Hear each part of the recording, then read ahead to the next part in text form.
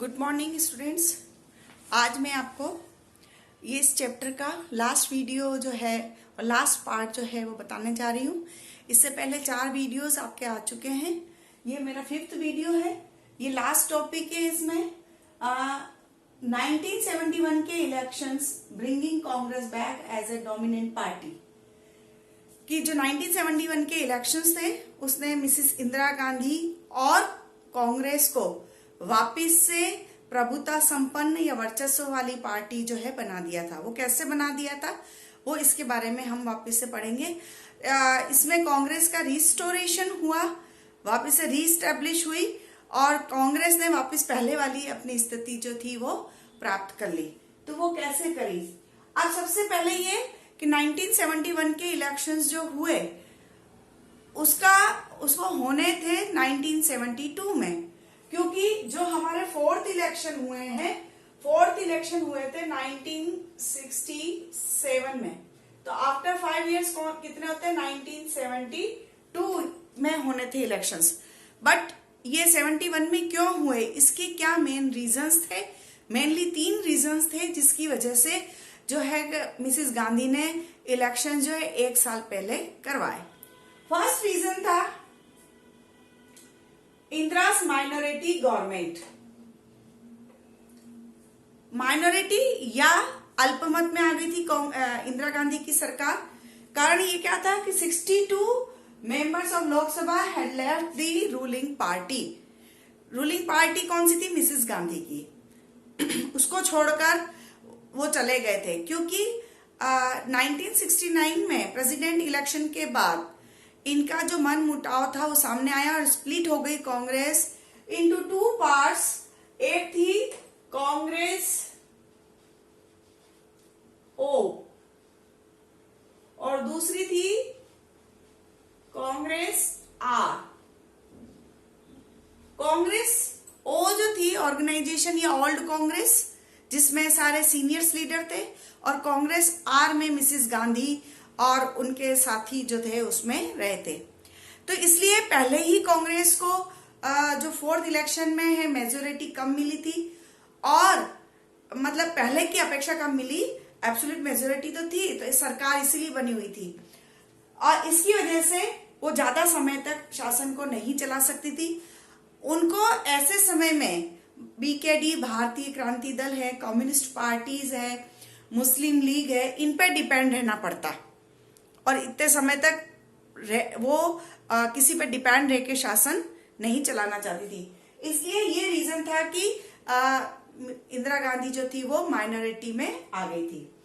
Second है resistant on the implementing the socialist policies. Samajwadi कार्यक्रमों को लागू करने के लिए भी मिसेस गांधी ने सोचा कि मैं पहला इलेक्शन करवा लूं और अच्छी तरह से जीत जाऊं, एक स्ट्रॉन्ग पीएम बन जाऊं, उसके बाद मैं इसको इम्प्लीमेंट कर सकती हूँ। क्योंकि बैंकों के नेशनलाइजेशन की टाइम में उन्होंने जो प्रॉब्लम्स फेस करी थी वो प्रॉब्लम्स वो वापस से फेस करना नहीं चाहती थी। इसलिए सबसे पहले जो समाजवादी नीति थी वो थी प्रीवी पर्स। प्रीवी पर्स क्या था? एक फिक्स अमाउंट कर दिया गया था प्रिंसली स्टेट्स को जब वो इंडियन यूनियन में इंटीग्रेटेड हुए या उसमें इंक्लूड हुए। उस समय उनको एक अमाउंट फिक्स कर दिया गया था जो एनुअली उनको दिया जाता था, क्योंकि उनसे उनकी रियासतें ली गई थी। अब वो प्रीवी पर्स मिसेस गांधी को लगता था कि इस प्रीवी पर्स की वजह से मेरे पास में खजाने खाली हो जाते हैं, हमारी ट्रेजरी एम्प्टी हो जाती है, और अगर वो पैसा हमारे पास रहेगा तो मैं और डेवलपमेंट कर सकूंगी इंडिया का, और प्रोग्रेसिव पॉलिसीज को जो है इम्प्लीमेंट कर सकूंगी। तो प्रीवी पर्स को तभी खत्म कर सकती थी जबकि लोकसभा में या पार्लियामेंट में उनका स्पष्ट बहुमत से भी ज्यादा होता। तो एक ये रीजन था। सेकंड था राइट टू प्रॉपर्टी को भी खत्म करना था। समाजवादी सिद्धांतों को लागू करने के लिए लैंड रिफॉर्म करने थे, क्योंकि राइट टू प्रॉपर्टी जो है वो सोशलिस्ट प्रोग्राम्स के अगेंस्ट आ रही थी, जैसे गोकलनाथ केस में आपने देखा। तो इसलिए भी वो चाहती थी कि मेरे को ये सारे ऑर्डिनेंस या बिल जो मैं रखूंगी तो वो स्मूथली पास हो जाए, इजीली पास हो जाए और वो अपने समाजवादी कार्यक्रमों को लागू करे। और उनको ये पता चल चुका था कि जनता भी इन कार्यक्रमों को, इन परिवर्तनों को पसंद कर रही है। थर्ड जो था रीजन था, a growing realization on the part of Mrs. Gandhi that people supported her। ये क्या रियलाइजेशन हुआ उनको कि 67 के बाद जो डिफरेंट स्टेट्स में एसवीडी की सरकार बनी, मिली जुली जो गठबंधन वाली सरकारें बनी, वो ज्यादा समय तक नहीं चल पाई, इसलिए एक के बाद गिरती चली गई कुछ स्टेट के अलावा। अब जो इलेक्शंस हुए उसके बाद में तो ज्यादातर स्टेट्स में वापस से कांग्रेस जो है उसने अपनी सत्ता को संभालिया, रूलिंग पार्टी बन गई। तो मिसेस गांधी को श्योर हो गई कि अब अगर मैं इलेक्शन करवाती हूं तो कांग्रेस के जीतने की पॉसिबिलिटी सबसे ज्यादा है। इसलिए मिसेस इंदिरा गांधी ने जो है ये इलेक्शंस 1 साल पहले करवाई। ये 3 रीजन हैं और ये कई बार 4 नंबर में या 2 नंबर में भी पूछ लिया जाता है कि इंदिरा गांधी ने 1 साल पहले इलेक्शंस जो है क्यों करवाए, ये मेन रीजन थे इसके। सेकंड फेज इसका आता है, ये तो कॉजेस थे। अब इलेक्शन से पहले क्या बैकग्राउंड था उसका, कैसे कैसे पार्टीज ने, कौन कौन सी पार्टीज ने इलेक्शन फाइट किया, कैसे कैसे कैंपेन हुआ, ये सारा। तो इस समय भी इलेक्शन से पहले 2 एक तरह से गुट बन गए थे। एक तरफ मिसेस गांधी थी तो दूसरी तरफ उनकी एंटी पार्टीज थी जो मिसेस गांधी के विरोध में थी। तो एक तरह से 2 पार्टी सिस्टम ही दिखाई देने लगा इस समय। तो मिसेस गांधी के साथ, जिसको इंडिकेट, अपोजिशन ने नाम दिया है इंडिकेट, ठीक है, पहले भी बताया था मैंने। तो इंदिरा गांधी के साथ जो साथ में थी कम्युनिस्ट पार्टी, तो नॉन कम्युनिस्ट पार्टीज और एंटी इंदिरा पार्टीज जो थी उन्होंने मिलकर इस ग्रैंड अलायंस को बनाया। महाजोट कहते हैं इसको, गठबंधन। ग्रैंड अलायंस इसलिए कहा गया क्योंकि इसमें बड़ी बड़ी पार्टीज और बहुत सीनियर लीडर्स इसमें इन्वॉल्व थे। सबसे पहले कांग्रेस ओ, जो स्प्लिट हुई थी कांग्रेस में से, और सीनियर लीडर्स थे, इसलिए इनको ये लगा कि हमारे बिना तो कांग्रेस चल ही नहीं सकती और मिसेस गांधी हार जाएंगी, इसलिए वो थे इसमें।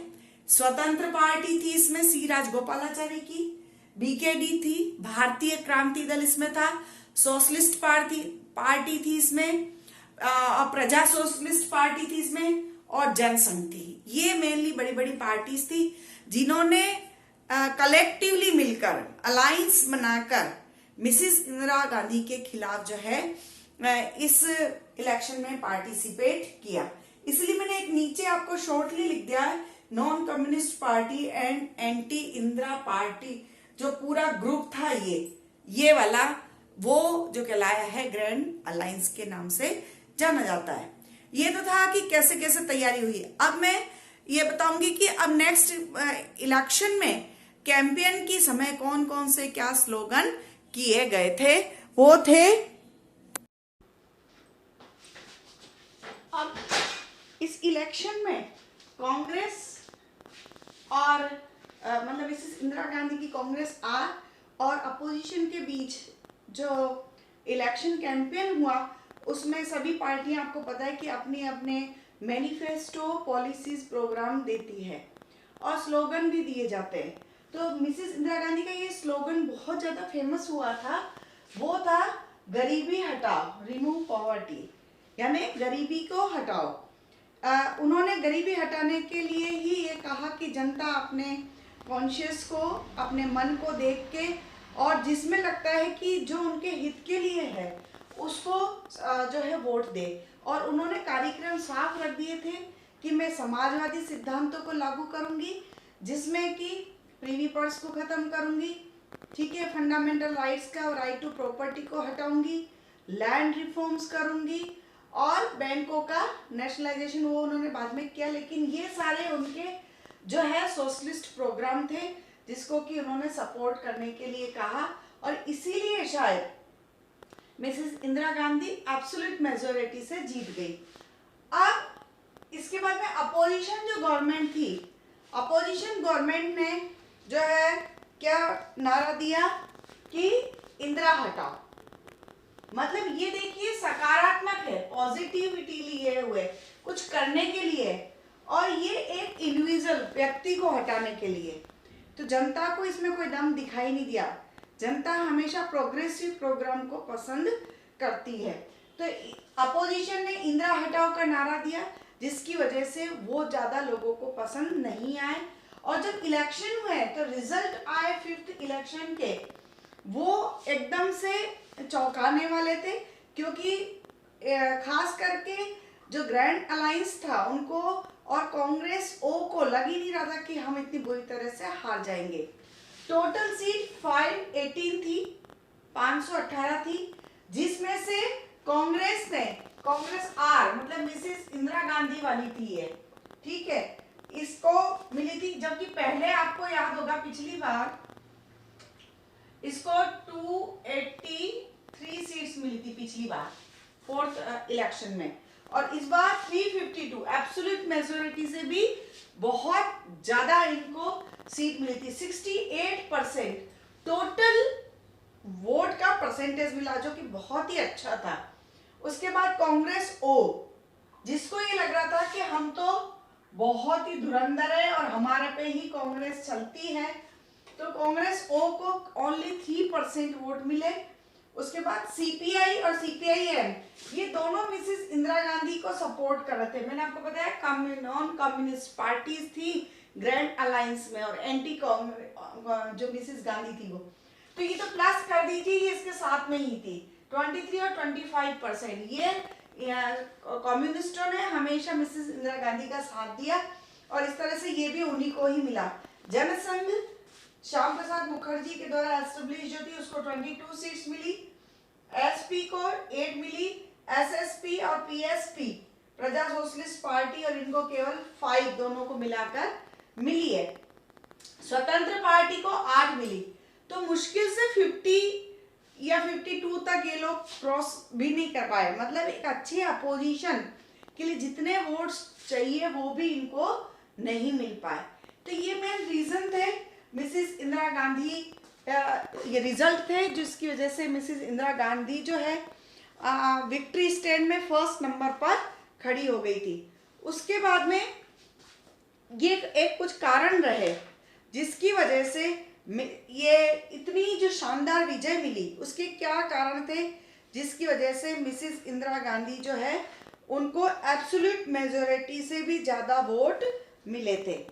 फर्स्ट है the non-Congress government in state in 1967 did not produce the desired result। 1967 के जो रिजल्ट थे आपने देखा था, 67 में स्टेट असेंबली में जो रिजल्ट आए थे वो बहुत ज़्यादा